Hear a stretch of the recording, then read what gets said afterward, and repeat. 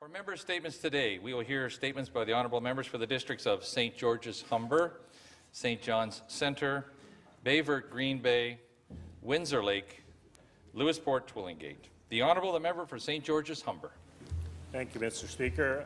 I rise today to recognize the work and accomplishments of multidisciplinary visual artist Jordan Bennett, originally from Stephenville Crossing on Newfoundland's west coast. Bennett was asked to be part of an exhibit at the Smithsonian and the National Museum of the American Indian. During his research for this project, he discovered photographs taken in 1930 by anthropologist Frederick Johnson of a man from Conn River. Through further research, Bennett was able to identify the man in the photos and discovered that the man in the photo was a great-great-uncle of his friend John Nick Jador. Together, Jordan and John Nick consulted the family of the man in the photographs and were able to visit some of the places where the pictures were taken.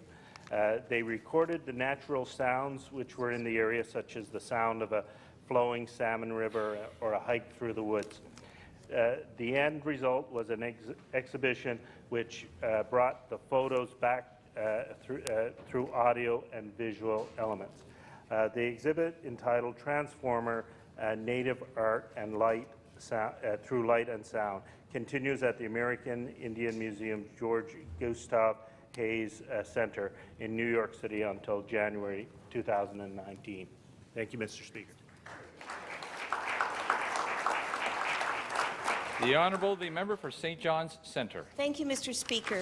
Susan Catherine Shiner, daughter, lover, partner, mother, friend, grandmother, folklorist, social worker, community builder, unionist, fierce, fearless feminist activist, vagina warrior.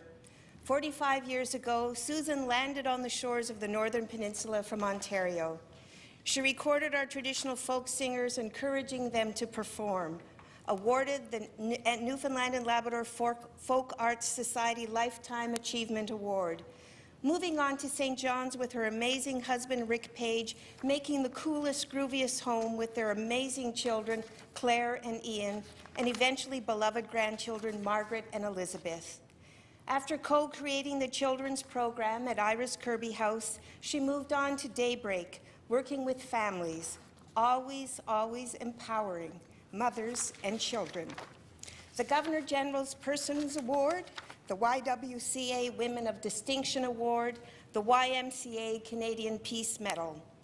In July, Susan moved on again. But her work lives on in the love, hope, and optimism she shared with so many. Her last wish, the SKS Daycare Centre for Children Who've Lived with Trauma. It's happening. From Arundhati Roy, another world is not only possible, she is on her way, and on a quiet day, I can hear her breathing. Thank you, Susan Catherine Shiner.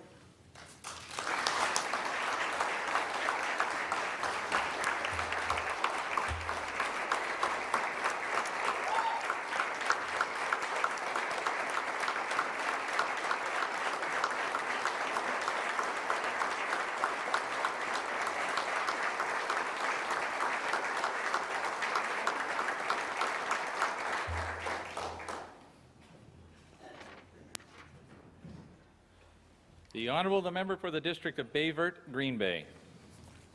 Thank you, Mr. Speaker.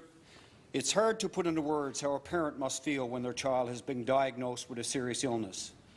At the young age of 13, Raya Colburn of Coffee Cove was diagnosed with schwannoma tumours, a nerve sheath tumour that attacks the nervous system.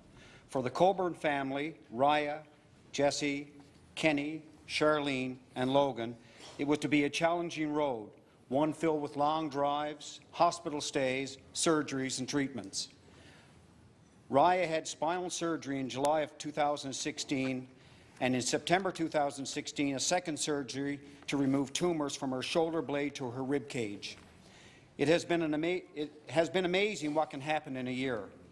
Raya is doing well, followed closely by her team of doctors at the Janeway. This year, the Children's Wish Foundation granted Raya's wish to swim with the dolphins. The vacation in Hawaii was everything Raya's family had hoped it would be.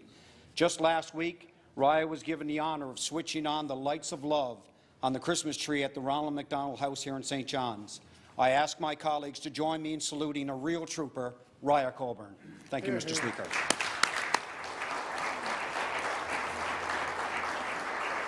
The Honourable, the member for the District of Windsor Lake.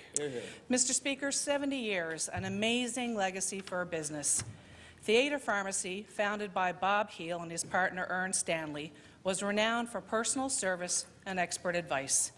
The pharmacy provided an opportunity for young pharmacists to train and provided jobs for many young people who drove on bike to deliver prescriptions and pick up supplies for the busy store.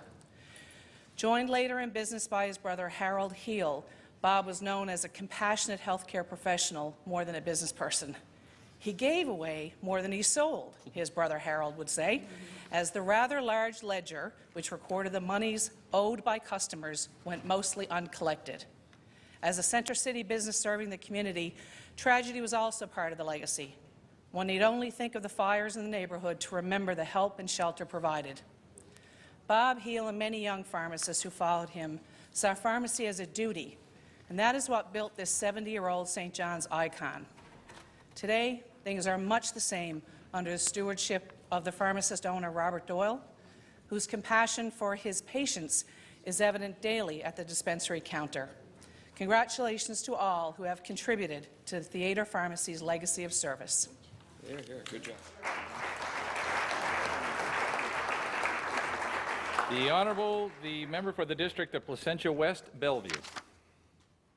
Mr. Speaker, today marks the 28th anniversary of the terrible massacre that occurred in Montreal at l'École Polytechnique, where for no other reason than their gender, 28 women were shot, 14 of them fatally. One would have hoped that society would have learned from this horrific event. However, in the intervening years, incident after incident has shown this is not the case.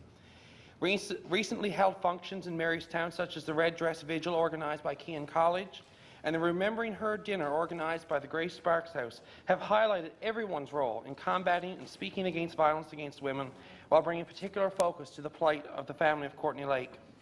Courtney, a 24-year-old woman, a daughter, a granddaughter, a sister, a mother of a 6-year-old son. Family, friends, and the search angels refused to give up the search for Courtney. When the member for Buren Grand Bank and I joined the search, we were struck by the outpouring of love and support. We wear this ribbon today in her honour. Mr. Speaker, let each of us, as honourable members, do our part to end violence against women. Let us also pray to God that Courtney will be soon found, allowing her family to find a measure of closure to this terrible event. Thank you, Mr. Speaker. I understand that the Minister of Municipal Affairs and Environment has leave for a statement. The Honourable, the member for Humber, Bay of Islands. Thank you, all members. Mr. Speaker, I rise today to pay tribute to an amazing lady. I have to do it right, Mr. Speaker, because she's watching. Mr. Speaker, Lillian May Wells has lived a long and colourful life. Growing up, she was the only girl among 4 brothers. She worked in the woods with her father, and she worked at the Porter's Herring Plant on McIvors Island. In 1949, as a young widow, she moved to Cox's Cove with her 4 daughters to work as a housekeeper for Benjamin Wells, a widower himself with 4 kids on their own. On Boxing Day, 1953, she and Bernie were married, and Mr. Speaker, they did it again. They added 2 more children for a total of 10. Over her life, Lillian ran a convenience store and took in boarders. She was an avid gardener. She raised all kinds of animals and along the way raised 10 incredible children. Today, she can boast 23 grandchildren, 38 great-grandchildren, several great-great-grandkids, and 1 great-great-great-grandchild. Wow. They just had a family photo done of 6 generations.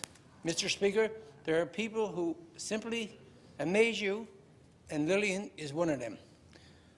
I had the privilege of being on the dance floor waltzing with Lillian on her 100th birthday. Today, I'm privileged to stand on this floor and ask all honourable members to join me and her furry friend Muffin in wishing this amazing lady a happy 105th birthday. Thank you, Mr. Speaker.